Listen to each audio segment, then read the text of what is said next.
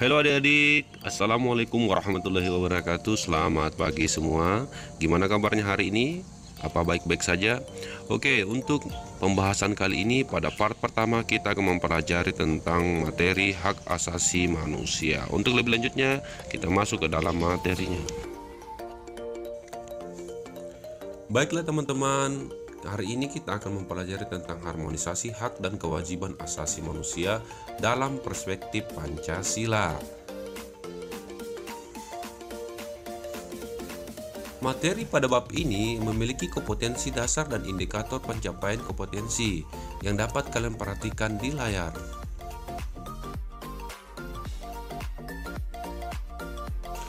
Garis besar materi ini adalah mengenai A. Konsep hak dan kewajiban manusia. B. Substansi hak dan kewajiban asasi manusia dalam Pancasila. C. Kasus pelanggaran hak asasi manusia. Dan D. Upaya penegakan hak asasi manusia atau HAM. Pernahkah kamu mendengar istilah hak asasi manusia atau human right? Hak asasi manusia diperkirakan secara tertulis sudah ada sejak Piagam Magna Carta di Inggris tahun 1215. Isi piagam tersebut antara lain berisi tentang tuntutan agar raja berlaku adil terhadap rakyat serta tuntutan agar raja dihukum atau ditindak berdasarkan kesamaan atau sesuai dengan pelanggaran yang dia lakukan. Salah satu puncak dari berkembangnya hak asasi manusia dan tuntutan pada penegakan hak asasi manusia adalah dikeluarkannya Piagam Universal Declaration of Human Rights tahun 1948. Piagam ini menyuruhkan pada semua anggota bangsa di dunia untuk menjamin dan mengakui hak asasi manusia dan harus dimuat dalam konstitusi negara masing-masing. Nah, di Indonesia sendiri, hak asasi manusia diatur dalam Undang-Undang RI Nomor 39 Tahun 1999. Menurut undang-undang ini, hak asasi manusia adalah seperangkat hak yang melekat pada hakikat dan keberadaan manusia sebagai makhluk Tuhan yang Maha Esa dan merupakan anugerahnya yang wajib dihormati, dijunjung tinggi dan dilindungi oleh negara hukum, pemerintah dan setiap orang demi kehormatan serta perlindungan dalam bermartabat.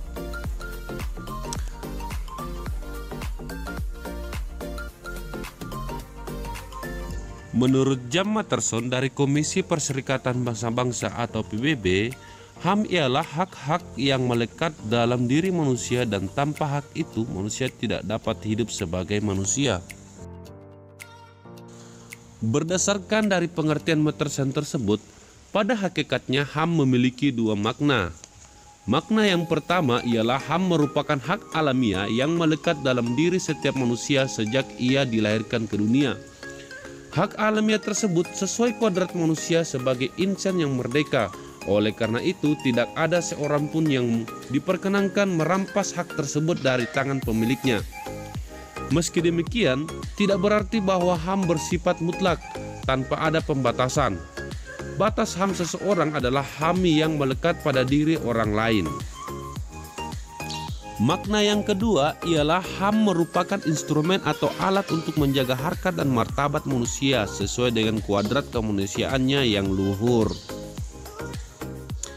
Terdapat 4 ciri-ciri HAM. Yang pertama hakiki, yaitu hak asasi yang ada pada setiap manusia sebagai makhluk Tuhan. Yang kedua universal.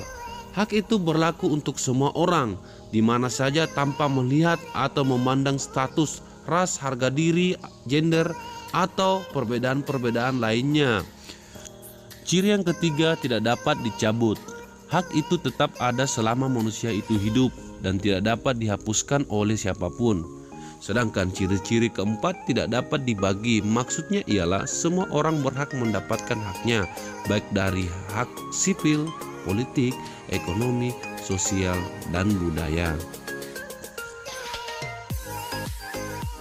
Maka dari itu, hak asasi manusia dapat dikatakan bersumber pada pokok pikirannya yang terdapat dalam kitab suci yang menyatakan bahwa manusia diciptakan Tuhan dengan hak dan kewajiban yang sama. Selain hak asasi manusia, terdapat juga kewajiban manusia. Dalam ketentuan pasal 1 ayat 2 Undang-Undang Nomor 39 Tahun 99 berbunyi, hak asasi manusia menyatakan kewajiban dasar manusia adalah seperangkat kewajiban yang apabila tidak dilaksanakan tidak memungkinkan terlaksananya dan tegaknya hak asasi manusia. Nah, hak dan kewajiban asasi merupakan dua hal yang saling berkaitan. Keduanya memiliki hubungan kausalitas atau hubungan sebab akibat. Seseorang dapat mendapatkan haknya setelah melaksanakan kewajibannya. Contohnya, seseorang pekerja akan mendapatkan haknya setelah dia menyelesaikan pekerjaan yang dia kerjakan, barulah haknya diberikan.